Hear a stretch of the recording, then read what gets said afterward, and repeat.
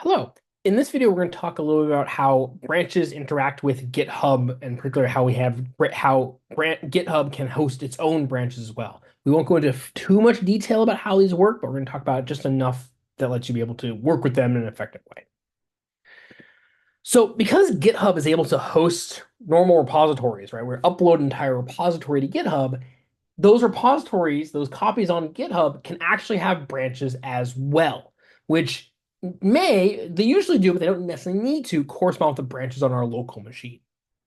So if we go back to our local version of our Git demo that we were using in the previous video, we had multiple branches. We had a main branch and we had an experiment branch.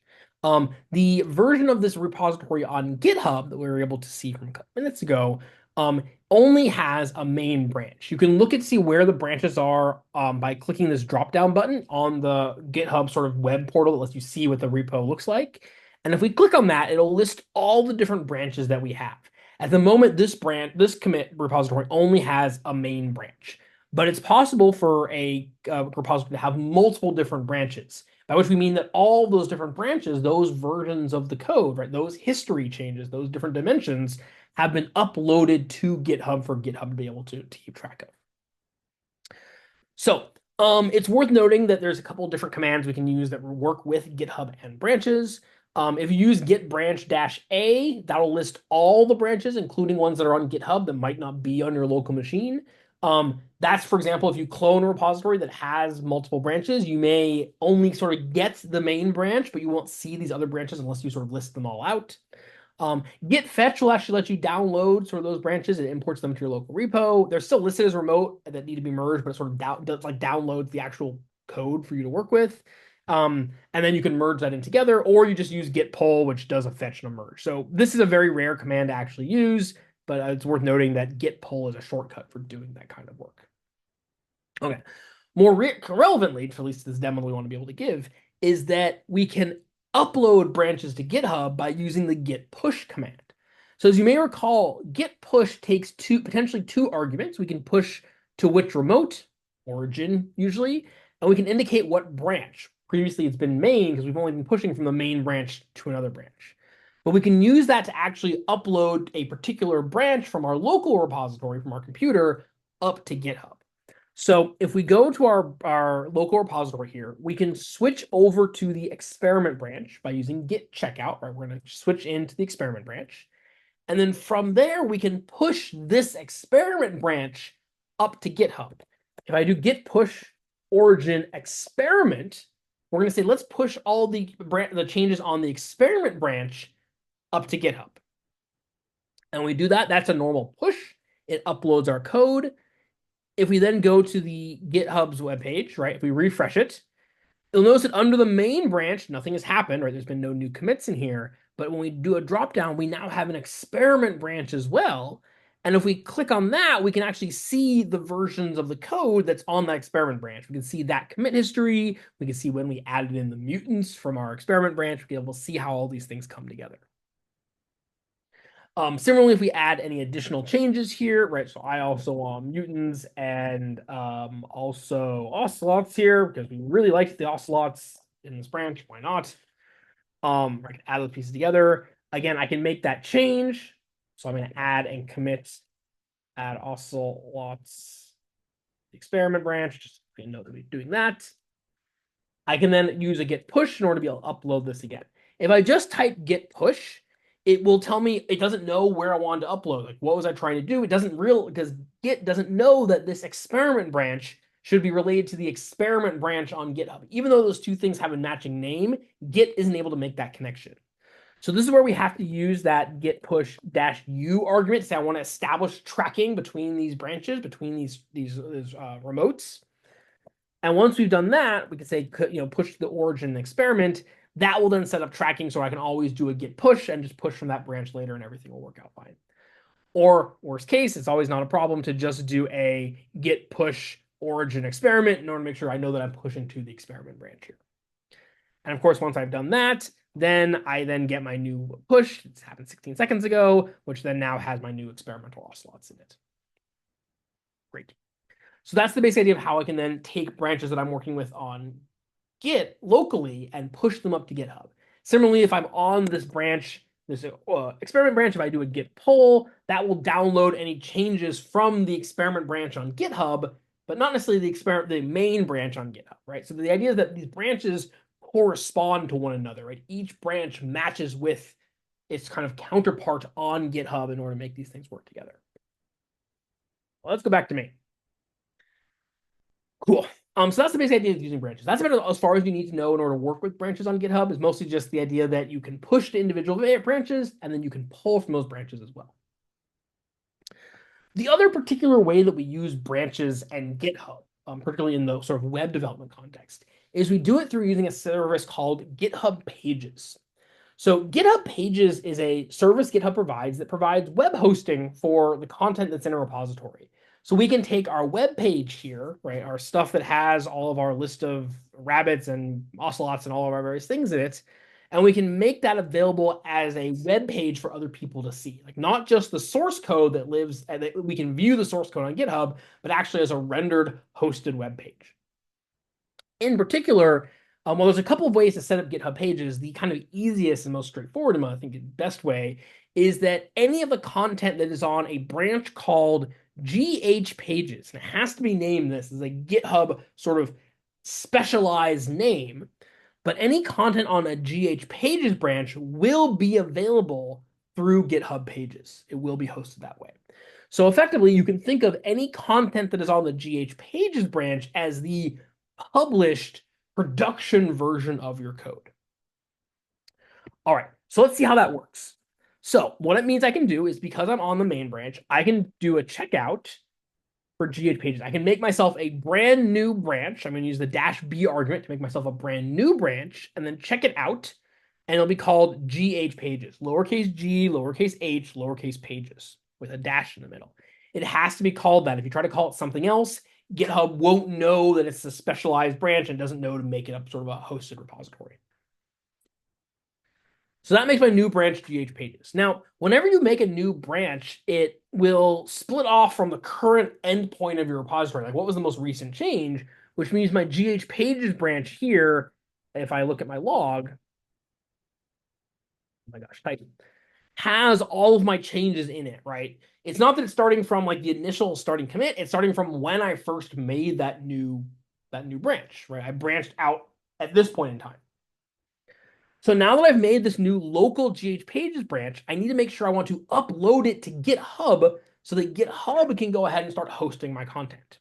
So again, in order to do that, I will use git push origin GH Pages because I'm going to push my current GH Pages branch up to GitHub for me to be able to see it.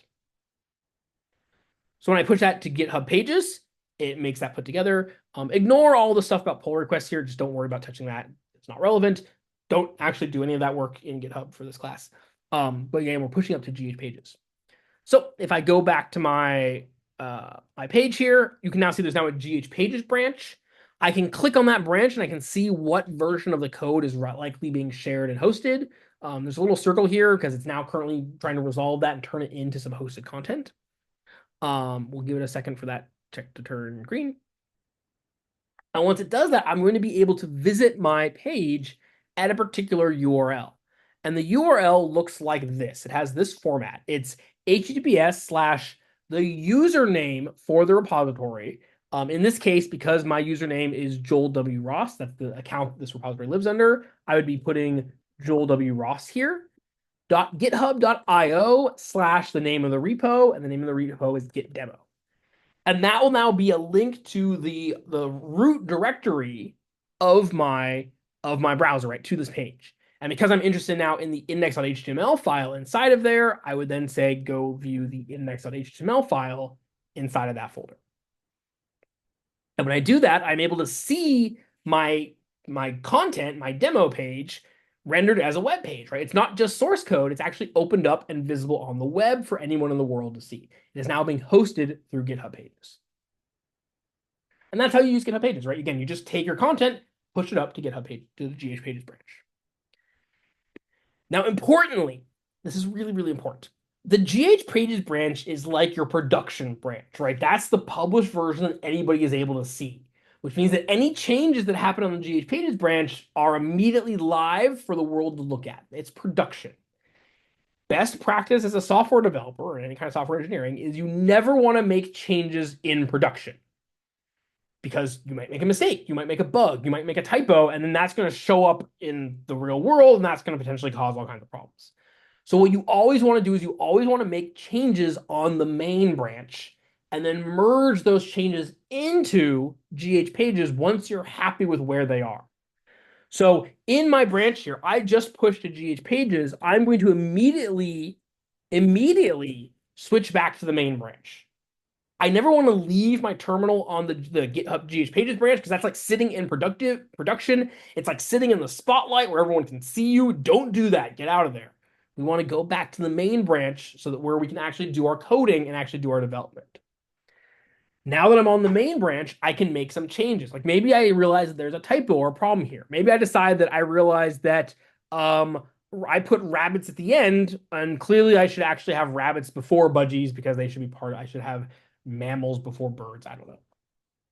So if I want to make a change here, I make that change while I am on the main branch. Don't make the change while you're currently checked out the GH Pages branch or while you've checked out the experiment branch. You want to be checking out the main branch. That's where you need to make that change. So confirming I am on the main branch, and I can confirm it by using git branch. I know I'm here. I can now make my change. I'm going to say I want rabbits to go before budgies. That's the change I wanted to make to my code. I could open it up locally in order to confirm that that's actually making the change that I want. And then I can commit that change. So we're going to make a change, which is going to be move up rabbits. That's the change I've made. That change is now inside. That change has now been committed. It's part of my main branch. However, you'll notice if I look at my GH Pages branch on GitHub, nothing has changed, right? We didn't move the rabbits yet. This page has not updated because I've only made the change locally on the main branch. So what I'm going to want to do is I make my changes on the main branch. I'm then going to switch into the GH Pages branch and merge those changes in. So I'm going to make it so that GH Pages now will gain all these extra commits that happened elsewhere. It's going to gain them all. It's going to merge them all into the GH Pages branch. So that's what I'll do. I'm going to switch over to production, to GH Pages, and I'm going to merge any changes that were made on main, right? Any actual coding changes get merged into GH Pages. The production branch doesn't have any changes of its own because we're never making any commits on GH Pages. We never type commit while we're on the GH Pages branch. We only commit on main, and then we merge that into the Pages branch. So I merge main here. There will never be any merge conflicts. You never need to even consider that because you're never making any change on the Pages branch. You're only making the changes on main. From there, I'm going to push to the origin GH Pages. I'm going to upload my code to make sure, again, I'm pushing it out to production, making sure everyone's able to see it on the web, right? I'm pushing it out to the hosting. And then immediately, without stopping to even check that it uploaded correctly, I'm going to go back to main. And that's the really important step, right? So we go to GH Pages, we merge in main, we upload it to GitHub, and we immediately swap back to the main branch. That way, if I decide I need to do any more coding, if I notice any more typos, if there's any more fixes that need to happen, I'll make sure I'm only doing them on the main branch. I'm not accidentally doing it on GH Pages. Great. That'll get me up to date. I'll make sure that my production code is never being sort of working on in production. I'm always working in development, and then I only deploy to production when I'm actually ready to deploy. And it means that I won't have any extra merge conflicts I need to deal with. It'll make sure everything will move as smoothly as possible. With that, I now have moved my rabbits up, which means that my rendered page now has the rabbits before the budgies. Finally, because I made that change on main, while I pushed it to I merged that change to pages and pushed to pages, I also need to push to main, right? Because my main branch here doesn't have the fact that I move the rabbits around, right? It only has the rabbits added to the end. So I will also need to make sure that I push my code up to the main branch so that my source code is up to date. So that we end up having two copies of the code, which are going to be identical, both up to date. The main branch that's going to have my source code, right? The things that I'm able to edit and see what my code looks like. And then the pages branch, which has the sort of production view of the code, the stuff that the rest of the world can be able to see as an actual website. So we're going to make sure we push this to pages or to main. I'm going to go ahead and just do a git push because I got that tracking enabled. And that pushes up to main so that now I have both these commits in place. So now the main branch has moving up the rabbits. The GH pages branch has the same thing of moving up the rabbits.